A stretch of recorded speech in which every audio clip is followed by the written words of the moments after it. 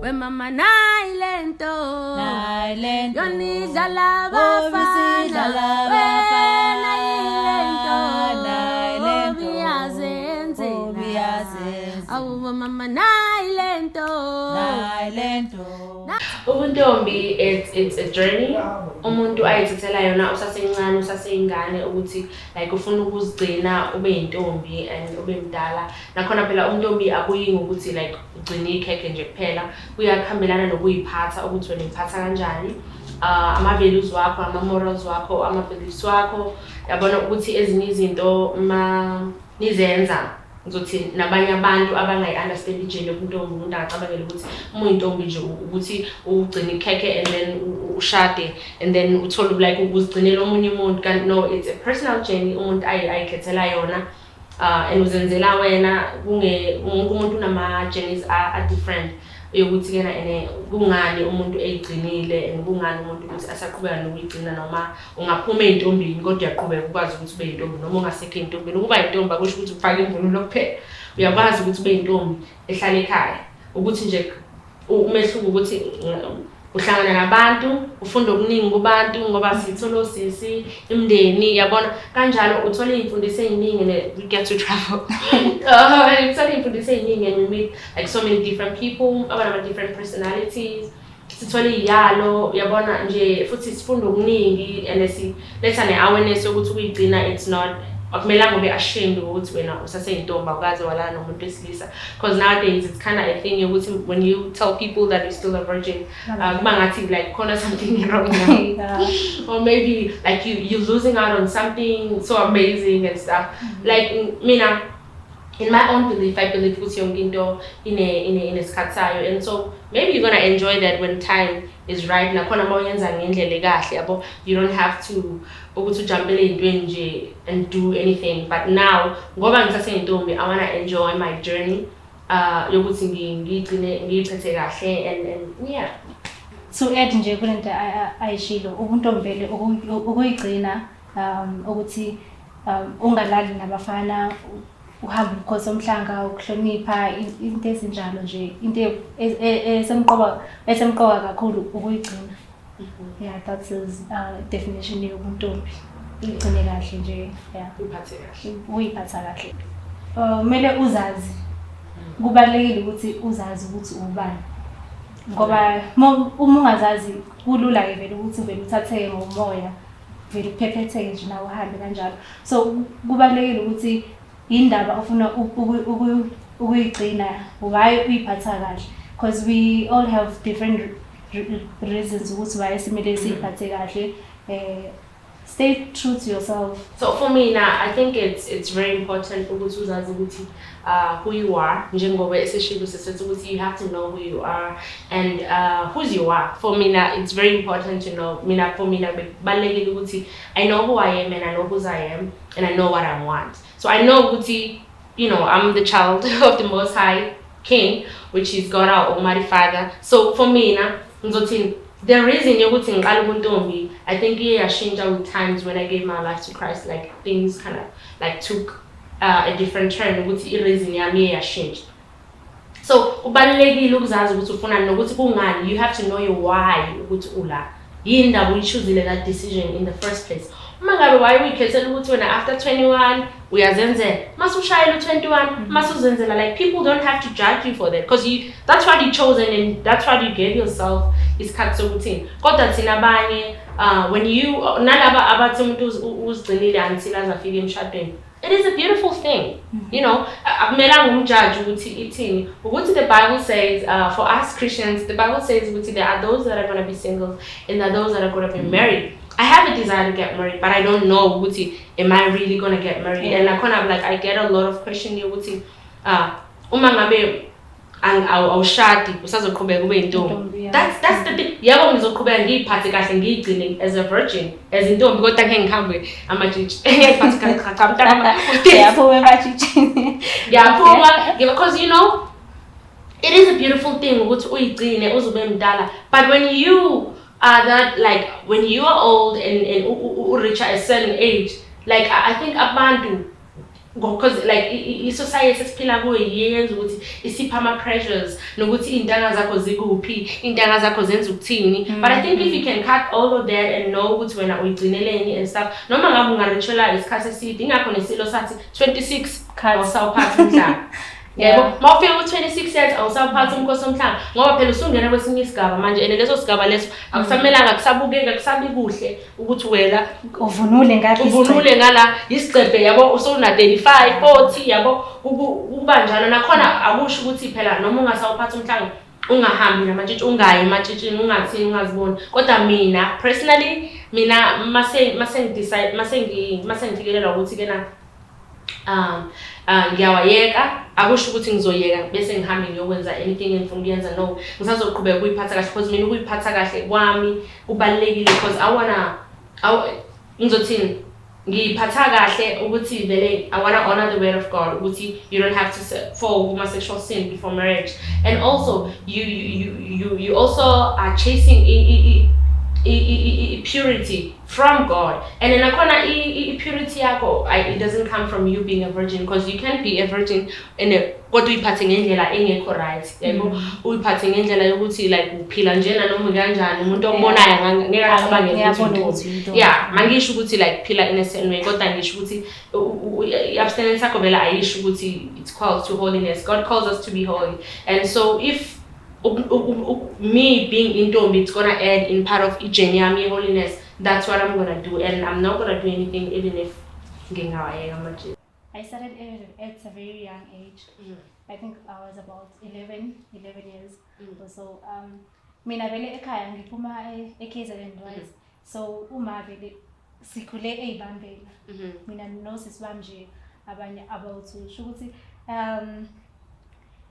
since sikhulele eKZN ukuhlola kimi ekhaya kuwusiko ukuthi ingane yentombazane kwamele vele ihambe le ndlela but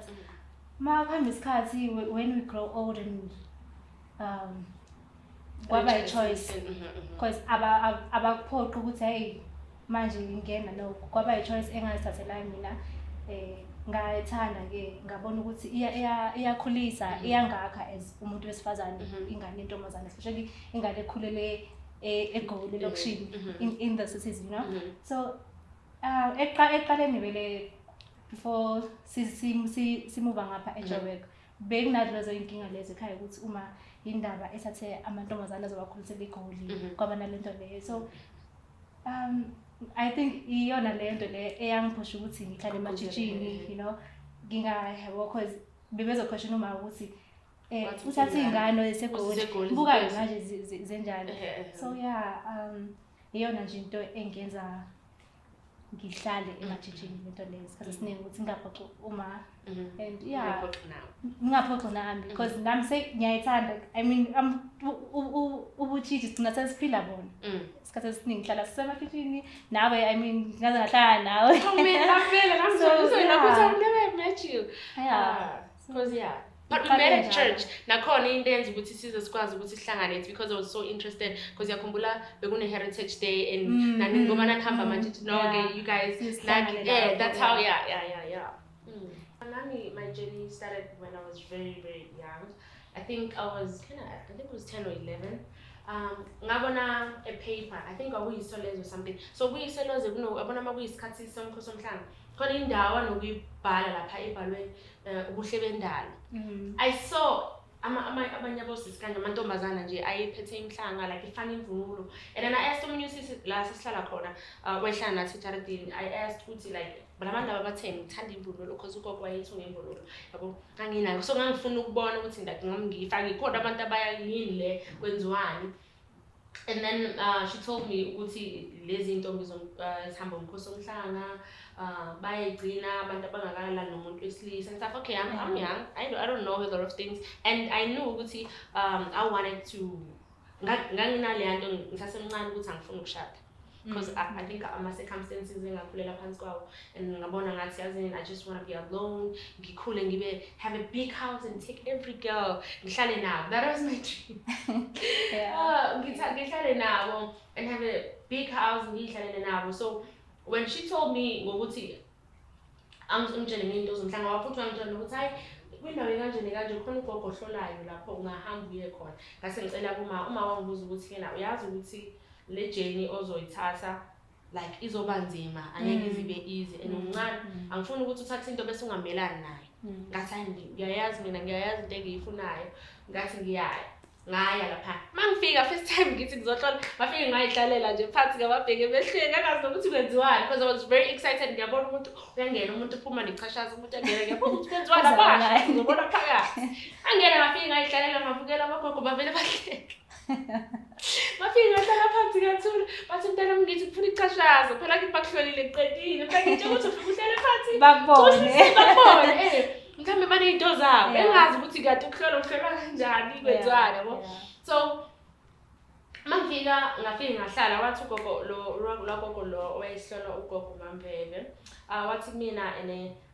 washo ukuthi mntana makuhlolwa kanje wangitshela ukuthi kulalwa kanjani kwenziwani ngiyabona manje sengiyashintsha ngesaba ngithi kodwa mina ngenza yona kanti lutho ngenza sekugigizela ngathola ichashaza ngaphumela ngapha ngithi ingakho bephuma beqoka sengiyayibuza ukuthi laba bavuka baqokiswa yini laba mhlawumbe benzani kwenziwani abaphakathi ngase ngiphuma and that's how my journey started nokuthi kena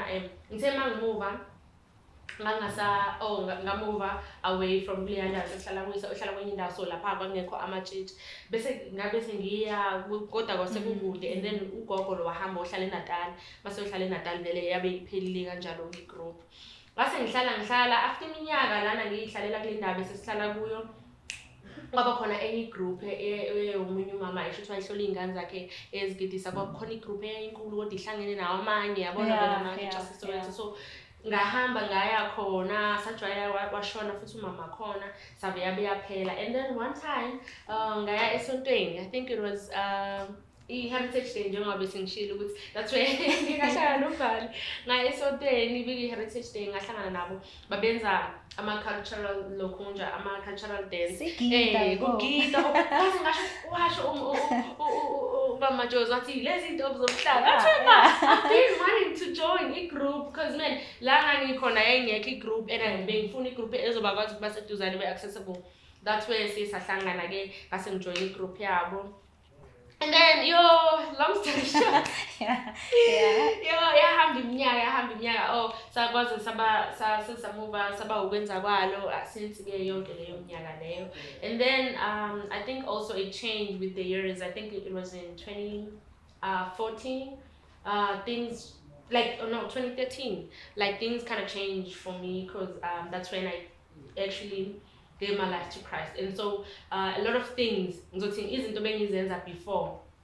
nala imagine culture is beautiful, it really is, but kuma traditions there are some things I do not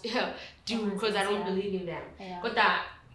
with culture is very beautiful and I love it and I embrace it and because man it's part of who I am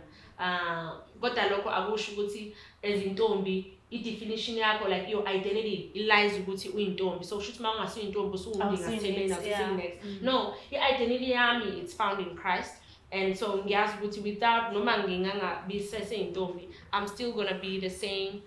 girl othanda uNkulunkulu nakhona engazi ukuthi ngumntana kaNkulunkulu that's the definition for me ukuthi my identity I don't find my identity emntombini it's part either as a part journey yami it's part of who I am but it's not who like it's not what defines me so yeah ngase ngishintsha and then there are a lot of things and futhi ngiyathanda ukugroup they respected a lot of things yokuthi when you don't want to participate in certain things kodwa uyazi ukuthi every camp ukhona yonke makhanjwa yonke imemulo khona yonke imemulo even if khona ezinye izinto sometimes uyakwazi ukuthi ngizothini uwenze ukabo kodwa ungenzi uzudlulele ukuthi uwenze lokho okubiza kodwa uyabo ukwazi participate ukwazi ukuthi uhambe imemulo ezinye izingane futhi nakhona babefuna ukuthi ugwanqe even if you know ukuthi you don't believe in something kodwa ngokuthi ufuna ukubahlonipha uyakwenza kodwa futhi nakhona angizothini ungakwenzi ngokuthi you just want to sin against long as not I'm not gonna sin against God then I can't do that if it's a sin I don't want to be part of that ngoba zikhona impela ezinye izinto ubona ukuthi ngingakho ngisho ukuthi like anybody can be intombi and nomunye umuntu ovela kwenye culture kwenye tribe ungaba intombi ayikuthi into kaZulu kuphela nayo kuyaziwa from emandulo wonke umuntu owayeyintombazana wayehlolwa phambi kokuthi ashade into ezinjalo nakhona and what keeps me going as uNkulunkulu ngokuthi Nkosi yami I want to honor him and also want to honor my mom. Ngakhuliswa uma and I don't want to, and you know, because I always wanted to be a good example. Because mama bancane kumina. Because I have role models ekhaya sibaningi samantombazana and bakhona ezinye ingane zasekhaya engibukela kuzona and I also want to be example einganeni zasekhaya zikama ukuthi nabo bafunde yabo kodwa kuba i-choice yomuntu because umuntu ngeke uzumela ukuthi mina ngihlezi ngibatshela ukuthi oh mina bawuzokwenza into zakho ucela unga-involve because angifuni into ezo-involve mina angifuni into ezo-involve angifuni into ezo-involve ezokwenza ukuthi ngiphatheke kabi kodwa nakhona futhi ukuthi omunye umuntu uye wawa along the way akumelanga sekube yinto because we can learn a lot from those people we can learn nakhona akumelanga usuthi ujaje abanye abantu because uhambo lwethu alifani nasempilweni siyafeyila it's not about ukuthi ukufeyila yebo kuya either kodwa ukuthi wenzani emva kwalokho ukuthi uvuka kanjani and I think cishe sifane because nami into engikuzelayo nje as the promise that I made to myself and to God ukuthi na kanjani ngifuna ukuyigcina until and obviously to make umama I'm proud man it's so ngiyawufisa ubemuva even vele uma uthi uma angazi uma kanjani ngathanda uma akathanda ucomment comment ke uma lo obunye umuntu ube nema abantu bethi abantwana bakho bayiphethe kahle bangazingene ngathi we angihambi nabo angifuni ukuthi basebenze izinto kuthiwa wayekhuluma kanje ingane zabo unokusona nje like eceleni ukuthi ngiyabonga ukuthi benihlala nodwa kodwa nikwazi ukuyiphatha kahle angizange ngithi ngoba ngingahlala endlini ngisebenzela kude bese niyenza into zenu yabo uvela sho nje kanjalo ukuthi ngibonga nje lokho ngibona uNkulunkulu uthi angicelele ngoba ngihlezi ngithanda ngoba ngempela futhi uNkulunkulu lento lesiyayithanda uNkulunkulu yena osiphushayo akekho omunye because unokubona nawe ukuthi if it was not about him ngempela nezinto ehlangana manje basha bafana ngaphandle ngiyabona obuhle ungathi nje ezinye izinto ubona ukuthi sabona la bengasugodi ukuthi so I think vele kubalekile ukuthi ufake uNkulunkulu phakathi iyena ezokwenza ukuthi ube rooted uzokwenza ube rooted like masuphelelwe ama reason ukuthi to hold up wazi ukuthi he's the only reason and so you're gonna keep strive and keep striving and doing more for yourself and for him ukuthi we want to honor God with your life and so if everything that because he calls us to do everything as unto the Lord so man and then akhona vele uNkulunkulu ufisha ngisho legend inzima bathuka abantu and unokuthola umuntu umthande atshela ukuthi hayi mina ngekhola yabo so itshelile ukuthi guys yazini akusiyona intando yethu ngiyona intando yethu I just want to glorify God in whatever that I do if nayo ubuntombi it has to be part of that ukuthi me glorifying God in everything that I do so because nama challenges esibanawo nje maningi and sometimes unokufisa nje ukuthi ngcono ngiyeke lento iyenzeka la ngesikhathi esiningi ukuthi nje sekwanele lathi thawula and ngingahlala khuphula ngingahlala ngathi yabo ngahlala phansi yayiphumulela maphinde ngabuya uyahlala mina maphinde ngabuya ngiwakhona ngiyakile kaphinde ngibuye ngisho ukuthi hayi umsebenzi kaGod uNkulunkulu angizenzeli so siyabona phela ukubonga nje ukuthi uye mfethu akekho omunye akekho futhi angifuni uqamba amanga nakhona noma ufuna ukuyiqala le journey I think it will be best ukuthi you have to pray about it first wazi ukuthi ma'am I just want you to give me strength ukuthi ngikwazi ukumelana nakho konke ngizohlabeleza because futhi abanye abantu abasiphatha kabi the same people abanithi manhamba ncula abanpraiseayo they are also the same people abaphinde criticize and one thing engayifunda ukuthi I don't take criticism from somebody that I cannot take advice from ukuthi if you're not going to advise like if you're not going to be the closest person kimi ozokwazi ukuthi ungi-advise mase ngirong ukuthi yolanda la akuhambi kanje and ngivele ngizotshela umuntu ongangazi yabo you don't know me and I do things for love if you think you're using me God bless you kumuntu osafuna ukujoyina le ndlela ne stay true to yourself iyazi ukuthi indaba ufuna ukujoina le ndlela because kunama challenges amaningi lana. I mean, if uwayo wakho strong enough, trust me, uzosurvive. And ungayi ngabangani, zazi ukuthi indaba ufuna ukujoina ama-church, you know. Ungayi ngabantu ngoba nokuthi ukho konke okwenzayo, just put God first. I think. And also, in advice umuntu ofuna uqala the journey and nabanye abazali abafuna ukuthi ingane zijoine. I think umzali kumele ayekele umntana kube yinto i-decision ayithathela yona. And then futhi nakhona and umzala abe clear ukuthi number 1 mawusaqala ijourney amajiji uthengela imvunulo umzali.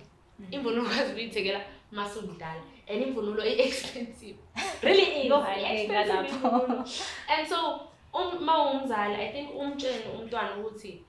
njengoba ufuna ukuthatha this journey imvunulo iyabiza mntanami and uthola ukuthi asiphume emakhaya afanayo. Uthola ukuthi umzali, you know, she's going to work hard for ukuthi nawe ufana nezinye ingane as umzali enza njalo kuyabona uma uyesikoleni ukuthi umzali like they work their best like angazi basebenze kanzima ukuthi ukwazi ufana nezinye ingane esikoleni. So it's also the same ngokuthi uma uzojoina amajiji umtshele umama ukuthi ma angifuni ukuthi ngikuphoxe kodwa if you're not doing it for anything else just do it for the money man. Do it for the money because man you don't want your parents to spend money kwinto zophinda ungasayithandi. That's why you have to be sure mawuqala ukuthi is this what you want to have because ngiyazi ukuthi abantu bathanda abacula ngigida babona imvunulo inhle abantu aba-understand ama-challenges ehlangabezana nawo na the hate eniyitholayo. Lento you have to know ukuthi nakuyo yonke ijourney ozoyithatha kuzoba khona abantu abangakuthandi, kuzoba khona abantu abakuthandayo and kuzoba khona abantu abazokhuluma izinto engasile ngawe and kuzoba khona abantu abazoqamba amanga ukuthi unamanga ukuthi wena uyitshitshi washa kacima futhi itshitshi ingane encane mawungakathomi uyitshitshi masumdala siyintombi. Uma sumdala uma ungena esigabeni sobuntombi yazi ukuthi wena uyini nakhona ungahambi uyiqhenya kwabanye abantwana like angisho ukuthi ungayiqheli ngoba wena kodwa uchoma uyabona uchoma ubone ngathi wena ungcono kunabanye. No asikho ngcono because we also standing for abanye abantu besifazana abadlungu laba abathathala i-opportunity yokuthi umuntu akwazi ukuza ayijoin because I also have a friend awathathela the opportunity and she's very proud. Ukabona I think vele after a lot of therapy and everything uyakwazi ukusho ukuthi ngiproud ngokuthi ngisayibambile aniyibambelanga nina nodwa kodwa like ingwazi ukumelana nathi uyayibona because ezinye ingane ziyahluthwa lelo thuba lokuthi umuntu akwazi ukuyikhethela leso sinqumo. But we are also proud of those people and we also that's why we have to celebrate women as a whole. Ingakho ukuthi when one of us wins we all win. Noma ngabe umuntu akayena intombi noma ngabe umuntu uyintombi we all win. I'm no better than anybody else. I'm a sinner man. God died. That's why Jesus died on the cross. Because we are all sinners. Nobody better. If there was somebody who was holier than the other person, uNkulunkulu kade wamthatha. Ingakho angazange judge because he said angakathola noyedwa uyedwa engimfuna ukuthi abe kulesigaba lesi engifuna ukuthi abe kuso akekho. So we are all the same. Kodwa sometimes we have to learn from amaphutha amanye awo esiwabona kwabanye abantu and don't do those. And especially mawubona ukuthi isizwe esinsundu njengabantu abamnyama si-struggle the most thina esinama-high rates of teenage pregnancy and all of that ukuthi sikwazi uqeke nezifo ziningi izifo and also in education guys kumele sikwazi ukuthi siyipushe sikwazi ukuyimela ubonisa ukuthi hayi ngokuthi ufuna ukuba better kunomuntu wesilisa kodwa uyabonisa ukuthi ungakwazi ukuzenzela izinto ngaphandle komuntu wesilisa. Independence is very important ukuthi you have to know your why is going to keep you going and nakhona uzenzele wena ungazenzele omunye umuntu because abantu mangabe uzongena ngokuthi abangani mabewa bayaphela bawa abantu bashona uyayibona uzothini uzosala uthi hayi usibani uhambile nami ngiyayeka. That's why kubalula ukuthi indaba ufuna ukuhlola kungani vele ingakho nasemakhaya I think nasemacampini wamajiji weyintombi kumele ibuzwe because yabona one thing engizoba grateful for yona I know ukuthi angisho njalo but I'm grateful ukuthi ngangiyiphathe group called ukwenzakalo because we learn a lot of things and you know bebas challenge mentally and basikhuluma ukuthi ukwazi ukumelana nezinye izinto in life and nakhona nasemntombini ukuthi kungani bekuhlezi kubuza nje njalo ngomakhelwane kungani uhlola uphelelaphi ufuna ukuphelelaphi and akuphela asikunganga ukuhlola kuphela Ukhulunywa nangezinto Life in general. impilo, nikhulisaneni, nikwazi ukuba open, nikwazi ukuthi utholeke. I also got a sister from this journey and I'm grateful for that. And uyabona ukuthi ziningi izinto nje esihlangabezana nazo singabantu kodwa sifunda okuningi nokuthi ezinye izinto ukwazi ukumelana nazo. Ngoba impilo inzima guys and we fail and we But it's in literally we fail and we vogue and we cheat ourselves and we start again. We cheat it. And we're gonna be going shit and we cheat it. We're gonna, just know Uti, there's a better day that's gonna come. Because there are rainy days and also sunny days. So you have actually we winter all the time. Actually we summer all the time. I'm a season change. And so for that season, my figure season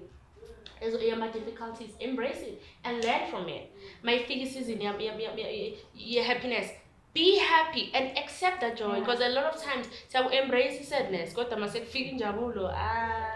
So man, you have to be happy isn't and so ngiyacela ukuthi guys nizothatha ijourney nakhona mawuzazi ukuthi ufunani ungadlalisi nje ngomzalo umzalo akujoyinise and then bese